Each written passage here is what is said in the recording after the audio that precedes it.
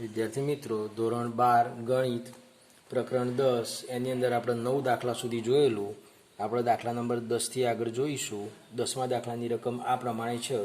સદિશ એ બરાબર આપેલો સદિશ છે સદિશ એ, એના બરાબર છે 2i + 2j + 3k.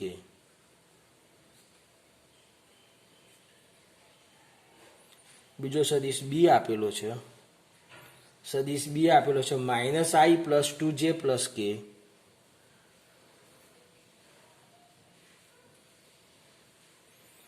અને સદિશ સી પણ આપેલો છે. સદિશ સી આપ્યો છે 3i + j.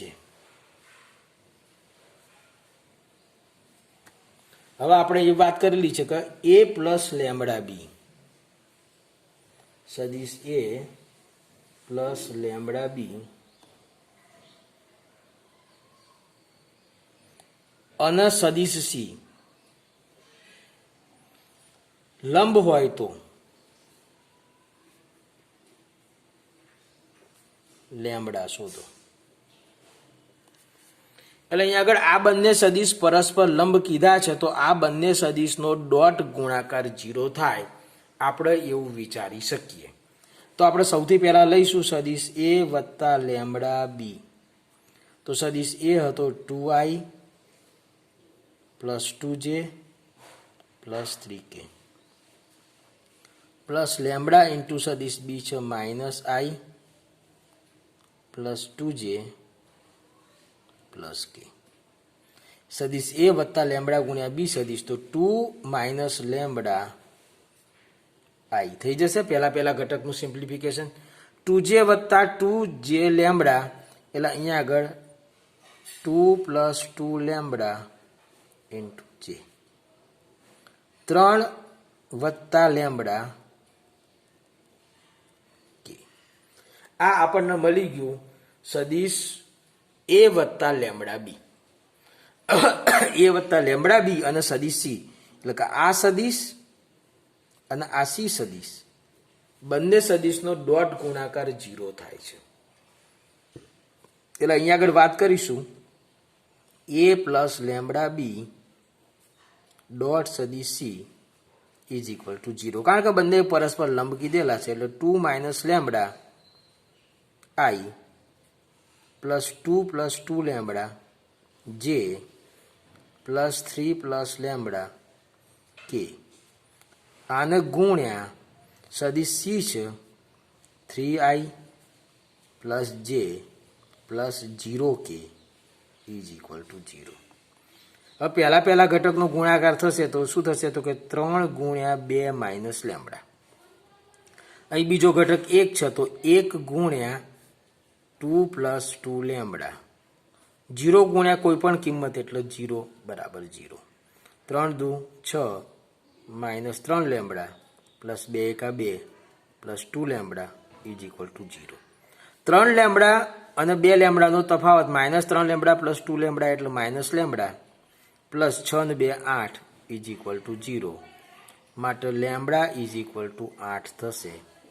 તો આ દાખલો તમે સમજી શકો એવો છે. સરળ છે, અઘરો નથી. હવે દાખલા નંબર 11 વિશે આપણે વાત કરવાની છે. 11મા દાખલાની રકમ આ પ્રમાણે છે. 11મો દાખલો કોઈ પણ બે શૂન્યેતર સદિશ a અને b માટે દર્શાવવાનું છે. આપણને બે શૂન્યેતર સદિશ a અને b છે.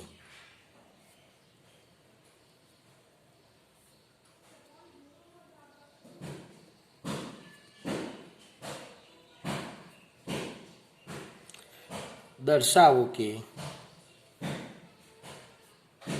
શું દર્શાવવાનું છે? કે બે સદિશ આપેલા છે. સદિશ a નું માન આ સંખ્યા છે, એની સાથે સદિશ b ગુણાયેલો છે, વત્તા સદિશ b નું માન એ સંખ્યા છે, એની સાથે સદિશ a ગુણાયેલો છે. આ a આ સદિશનો લંબ છે. બીજો કયો સદિશ આપેલો છે? તો સદિશ a નું માન b ઓછા સદિશ b નું માન a ને પરસ્પર લંબ છે. આ છે આપણો દાખલા નંબર 11. એટલે અહીંયા આગળ a અને b બે શૂન્યેતર સદિશ માટે આ સદિશ અને આ સદિશ બંને પરસ્પર લંબ છે એવું બતાવવું છે. તો બંને સદિશ પરસ્પર લંબ ત્યારે જ થાય જ્યારે બંનેનો ડોટ ગુણાકાર 0 થાય. એટલે અહીંયા આગળ આપણે વાત કરીશું કે સદિશ એ મૂલ્ય ગુણ્યા બી પ્લસ સદિશ બી નું માન ગુણ્યા એ ડોટ સદિશ એ નું માન બી ઓછા સદિશ બી નું માન એ આ આપણે લંબ બતાવવાના છે એટલે આ 0 લાવવાનું થશે. હવે અહીંયા આગળ આના બરાબર વિચારીએ તો આ બંને સદિશ સમાન છે એટલે એક્સ વત્તા વાય એક્સ ઓછા વાય એટલે એક્સ નો વર્ગ ઓછા વાય નો વર્ગ. તો અહીંયા આગળ શું થશે તો સદિશ એ ના માનનો વર્ગ ગુણ્યા સદિશ બી ના માનનો વર્ગ ઓછા સદિશ બી ના માનનો વર્ગ ગુણ્યા સદિશ એ ના માનનો વર્ગ. એકવાર વત્તા એકવાર ઓછા કરીશું એટલે આ પ્રમાણે મળશે. હવે અહીંયા આગળ વાત કરીએ તો સદિશ એ ના માનનો વર્ગ ગુણ્યા સદિશ બી ના માનનો વર્ગ ઓછા અહીંયા આગળ ક્રમનો નિયમ સાચો છે એટલે સદિશ એ ના માનનો વર્ગ ગુણ્યા સદિશ બી ના માનનો વર્ગ આના બરાબર 0 થશે. માટે કહી શકાય કે સદિશ એ નું માન ગુણ્યા સદિશ બી પ્લસ સદિશ બી નું માન ગુણ્યા સદિશ એ તથા સદિશ એ નું માન સદિશ બી ઓછા સદિશ બી નું માન સદિશ એ પરસ્પર લંબ છે. આ તો આપણો દાખલા નંબર 11. દાખલા નંબર 12 વિશે વાત કરવાની છે. 12મો પ્રશ્ન જે છે આ પ્રમાણે છે.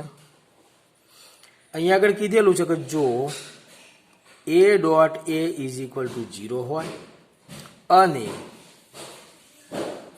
a dot B is equal to 0 હોય તો બી સદિશ વિશે શું કહી શકાય? હવે જો a ડોટ એ 0 છે, બે સદિશનો ડોટ ગુણાકાર 0 ક્યારે થશે? એના એ જ સદિશની સાથેનો ડોટ ગુણાકાર જ્યારે એ શૂન્ય સદિશ હોઈ શકે. બરાબર. તો પ્રશ્ન પૂરો કરીએ પહેલા તો સદિશ બી વિશે શું કહી શકાય?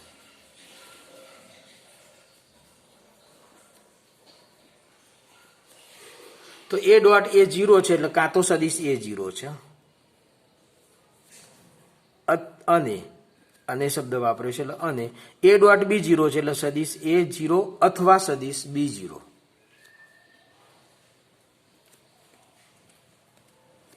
આવું હોઈ શકે. અથવા બેનો ડોટ ગુણાકાર ક્યારે 0 થાય? જ્યારે એ સદિશ અને બી સદિશ પરસ્પર લંબ હોય ત્યારે.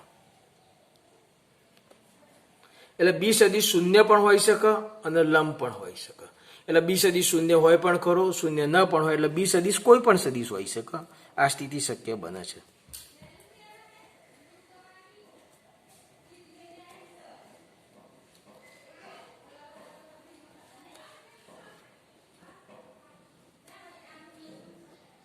તો આ હતો દાખલા નંબર 12. હવે આપણે દાખલા નંબર 13 વિશે વાત કરવી છે. તો પ્રશ્ન નંબર 13 ધ્યાનથી સમજજો. 13મો પ્રશ્ન આ પ્રમાણે છે. એ બી સી એકમ સદિશો છે.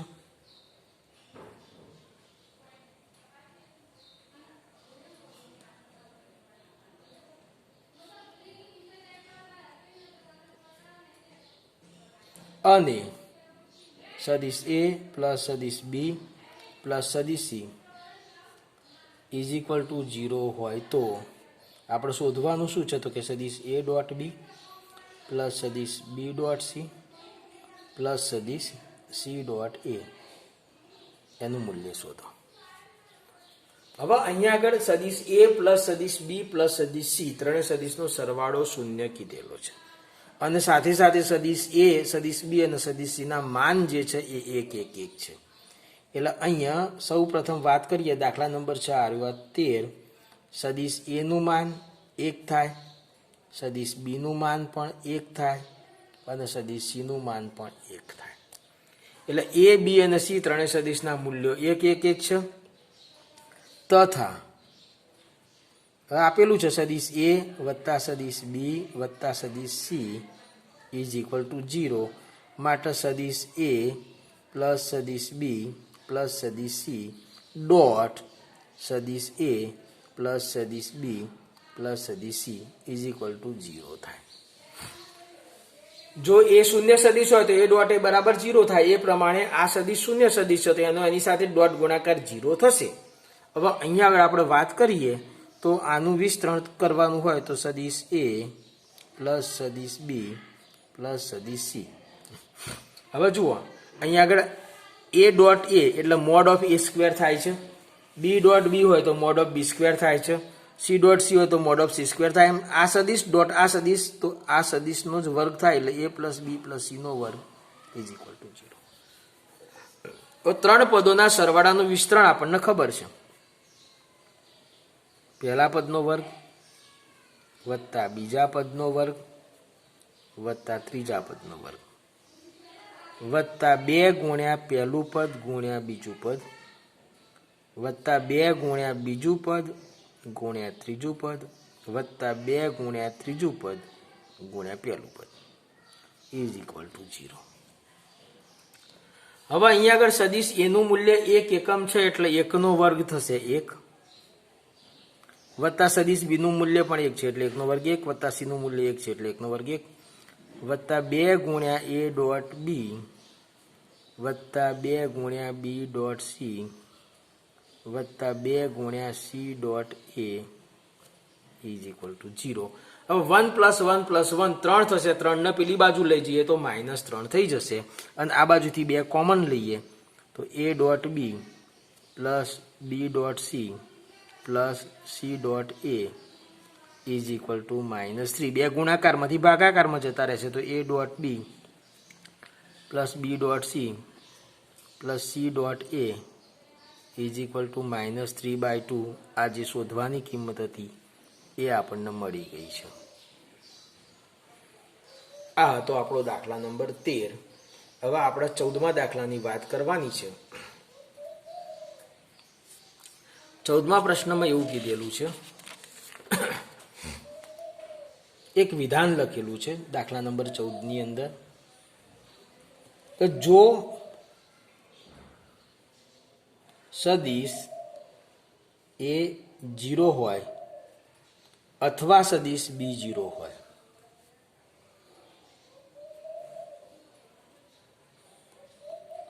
તો સદિશ એ ડોટ બી 0 થાય. પરંતુ આનું પ્રતીપ સત્ય હોય તે જરૂરી નથી. જવાબ માટે ઉદાહરણ આપો. તો આ એક વિધાન છે કે એ અથવા બી બેમાંથી કોઈ પણ એક શૂન્ય સદિશ હોય તો એનો ડોટ ગુણાકાર 0 થાય. તો વાત સાચી છે. હવે આનું પ્રતીપ વિધાન શું થશે? આપણે પ્રતીપ સત્ય નથી તેનું ઉદાહરણ આપો.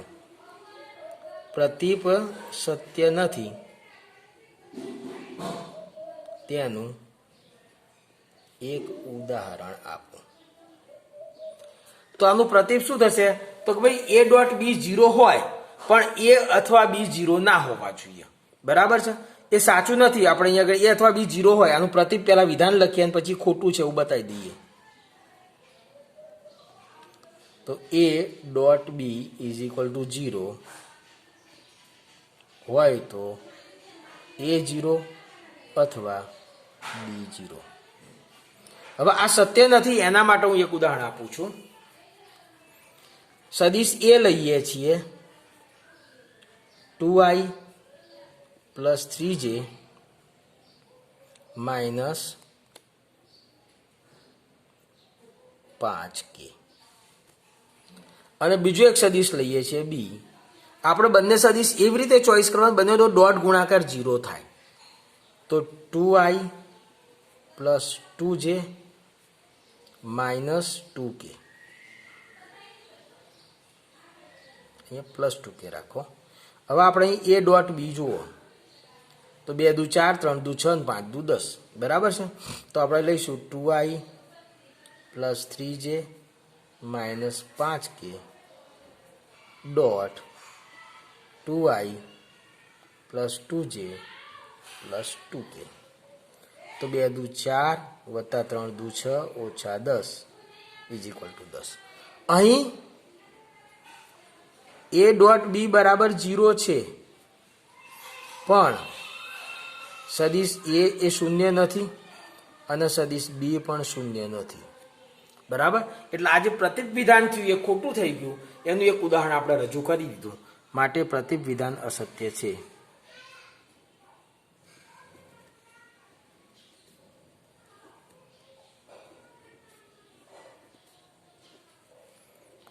બોલો, ખ્યાલ આવ્યો છે આની અંદર પણ તમને? તો આ હતો આપણો દાખલા નંબર 14. હવે આપણે દાખલા નંબર 15ની વાત કરીએ. ચલો, દાખલા નંબર 15ની રકમ આ પ્રમાણે છે. ત્રિકોણ એબીસીના શિરોબિંદુઓ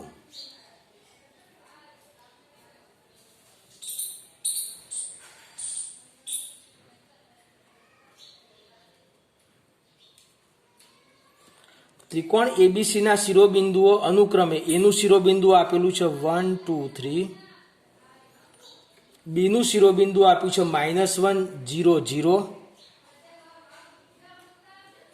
અને સીનું શિરોબિંદુ આપ્યું છે 0 1 2. તો ખૂણો BAC એટલે આ ખૂણાનું માપ શોધવાનું છે. સોરી, ખૂણો ABC શોધવાનો છે, એટલે આ ખૂણાનું માપ શોધવાનું છે. હવે અહીંયા આગળ ABC ખૂણો શોધવો હોય તો આપણે આ બધાને એક બાજુ મૂકીને ફક્ત ખૂણાને ધ્યાનમાં લઈએ. તો આ એક સદિશ, આ બીજો સદિશ BA અને બીજો સદિશ BC. BA અને BC વચ્ચેનો ખૂણો થીટા શોધવાનો છે. તો સૌથી પહેલા ધારી લઈશું, ધારો કે ખૂણો ABC = થીટા. બરાબર. હવે ખૂણો ABC જે છે એ BA અને BC સદિશ વચ્ચેનો ખૂણો બને છે. BA તથા BC વચ્ચેનો ખૂણો છે. તો BA સદિશ સૌથી પહેલા વિચારો. તો BA સદિશ એટલે A માંથી B બાદ થશે. તો A માંથી B બાદ થશે તો શું થશે? તો કે 1 2 3 ઓછા B બાદ કરીએ તો -1 0 0. તો માઇનસ માઇનસ 2 થઈ જશે, 2 અને 3 એટલે BA સદિશ થઈ ગયો 2I + 2J + 3K. હવે એ જ રીતના આપણે BC સદિશની વાત કરવી છે. તો અંત્ય બિંદુ C છે અને પ્રારંભિક બિંદુ B છે. તો C માંથી B બાદ થશે એટલે 0 1 2 -1 0 0. તો થઈ જશે શું? તો કે ભાઈ 1 1 અને 2 એટલે I + J + 2K. હવે આ બંને વચ્ચેનો ખૂણો થીટા છે. તો આપણું સૂત્ર છે cos θ =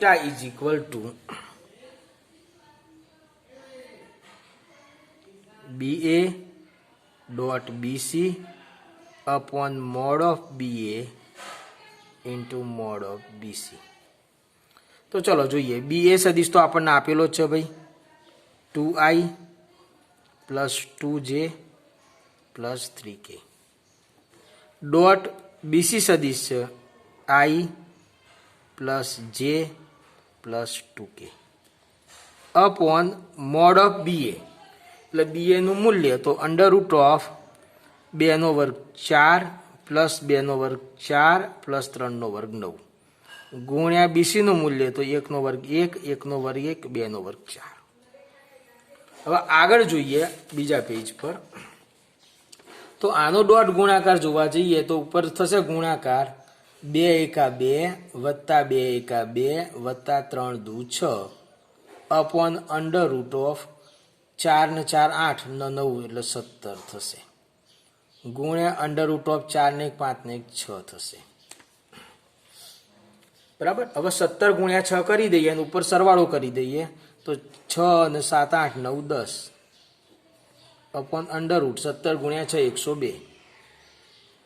તો આ મળ્યું આપણને cos θ = 10/√102.